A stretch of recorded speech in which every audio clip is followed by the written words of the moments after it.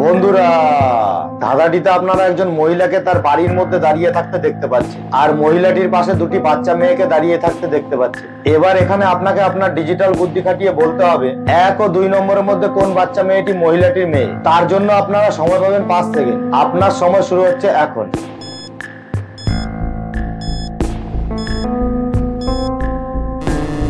আশা করি অনেকেই বুঝতে পেরে গেছেন।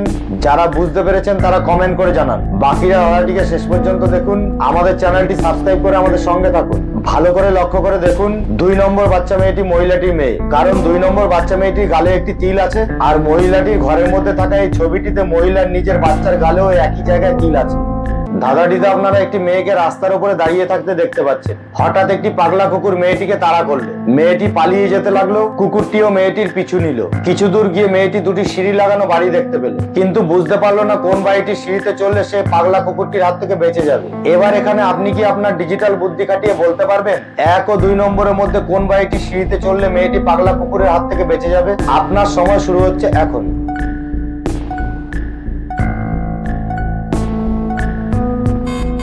আশা করি অনেকেই অনুমান করতে পেরেছেন। যারা অনুমান করতে পেরেছেন তারা কমেন্ট করে জানান। বাকিরা ভিডিওটিকে শেষ পর্যন্ত দেখুন। আমাদের চ্যানেলটি সাবস্ক্রাইব করে আমাদের সঙ্গে থাকুন।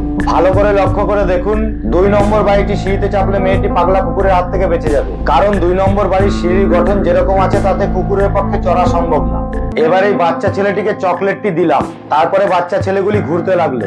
এখন আপনার কাজ হলো বাচ্চা ছেলেগুলির উপরে নজর রাখা, যেমন এই লোকটি রেখেছেন।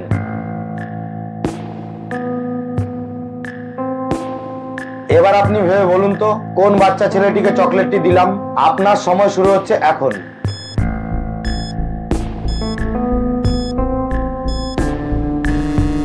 আশা করি অনেকেই বুঝতে পেরে গেছেন। যারা বুঝতে পেরেছেন তারা কমেন্ট করে জানান। বাকিরা ভিডিওটিকে শেষ পর্যন্ত দেখুন। আমাদের চ্যানেলটি সাবস্ক্রাইব করে আমাদের সঙ্গে থাকুন।